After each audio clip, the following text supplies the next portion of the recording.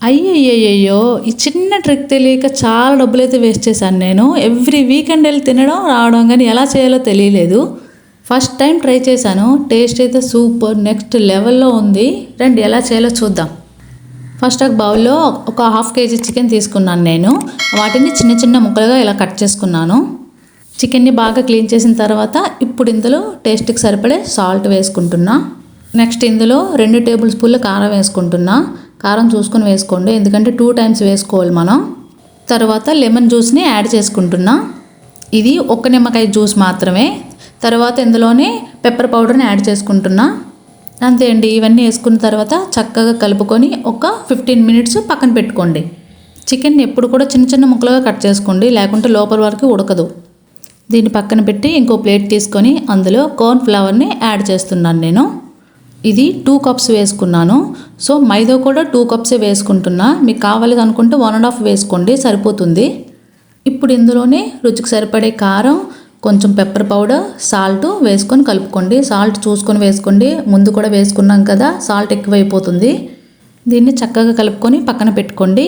ఈలోపు ఒక ప్యాన్ తీసుకొని దాంట్లో ఆయిల్ వేసుకోండి. ఇక్కడ నేను సన్ఫ్లవర్ ఆయిల్ యూజ్ చేస్తున్నా. మీరు ఏదైనా యూజ్ చేయొచ్చు. ఏదైనా టేస్ట్ బాగుంటుంది. ఈ ఆయిల్ని ఇలా కొంచెం బాగా హీట్ ఎక్కిద్దాం. ఇప్పుడు ఆ పిండి ఉంది కదా మనం కలుపుకున్నది దాంట్లో మనం కలిపి పెట్టిన చికెన్ ముక్కల్ని అందులో వేసుకోవాలి. ఈ మైదా పిండి, కార్న్ ఫ్లవర్ మొత్తం అన్నీ చికెన్ ముక్కలన్నిటికీ బాగా పట్టేటట్టు కలిపేసుకోవాలి. మీరు పెద్ద బౌల్ తీసుకోండి. నేను చిన్న ప్లేట్లో వేసాను సో మొత్తం పడిపోతుంది బయటికి. తర్వాత ఐస్ వాటర్ తీసుకోండి. ఐస్ వాటర్లోనే ఎప్పుడు కూడా ఇవి పెట్టాలి. నార్మల్ వాటర్లో పెట్టొద్దు. తర్వాత ఇలా చిల్లులున్న గరిటె ఒకటి తీసుకొని దాంట్లో చికెన్ ముక్కలన్నీ వేసేసి ఆ చికెన్ ముక్కలు తీసుకెళ్ళి ఐస్ వాటర్లో ముంచేయడమే. చూసారా ఇప్పుడే చికెన్ ముక్కలు ఎలా కనిపిస్తున్నాయి సేమ్ KFC లాగా. అలా ఐస్ వాటర్లో పెడితేనే అలా వస్తాయి అవి. ఈ ముక్కలన్నిటిని ఐస్ వాటర్లో ఒక 5 మినిట్స్ పాటు నానబెడితే సరిపోతుంది. తర్వాత ఇవి మళ్ళీ తీసుకుని వెళ్ళి మన మిగిలిన పిండి ఉంటుంది కదా వాటిలోనే వేసేయాలి. ఆ పిండి మొత్తం మళ్ళీ ముక్కలకు పట్టించాలి చక్కగా. ఈ చికెన్ ముక్కలకి పిండి ఎంత ఎక్కువ పట్టుకుంటే అంత బాగుంటుంది. థిక్గా వస్తాయి. అన్ని చికెన్ ముక్కల్ని ఇలా పిండిలో మొత్తం కలిపేసుకొని చక్కగా పక్కన పెట్టేసుకోండి. ఈలోపు ఆయిల్ కూడా హీట్ ఎక్కిపోయింది. ఇప్పుడు ఆయిల్ హీట్ ఎక్కిందో లేదో ఒకటి వేసి చూడండి ఇలాగ చిన్నది.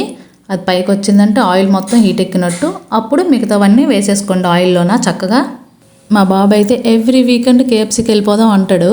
అందుకని ఈ వీకెండ్లోనే ట్రై చేశాను. చాలా బాగా వచ్చింది. ఎలా వస్తుందని భయపడ్డాను. ఫస్ట్ టైంగా చేశాను కానీ సూపర్ ఉంది.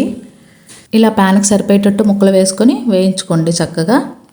ఎప్పుడైతే ముక్కల నుంచి నొరగ రావడం ఆగిపోతుందో అప్పుడు బయటికి తీసేయండి. అవి వేగిపోయినట్టు అర్థం. ఇప్పుడు ఇవి వేగిపోయాయి కదా పక్కన తీసి పెట్టుకుందాం. చూసారా కొంచెం కూడా ఆయిల్ పీల్చుకోలేదు. మీరు కూడా ఇలాగే చేయండి. ఆయిల్ అస్సలు తీయదు. ఇంకా ఎక్స్ట్రా మసాలాలు గిసాలాలు ఏం యాడ్ చేయొద్దు. టేస్ట్ అయితే సూపర్ ఉంది. మీరు కూడా ట్రై చేసి ఎలా వచ్చిందో కామెంట్ చేసి నాకు చెప్పండి మర్చిపోవద్దు. మిగిలిన చికెన్ ముక్కలను కూడా మొత్తం ఇలా వేయించుకొని పక్కన పెట్టేసుకోండి. అంతే అయిపోయిందండి. సింపుల్. చాలా తక్కువ టైంలో KFC రెడీ. ఈ వీడియో కానీ మీకు నచ్చినట్టయితే ఒక లైక్ చేయండి, షేర్ చేయండి.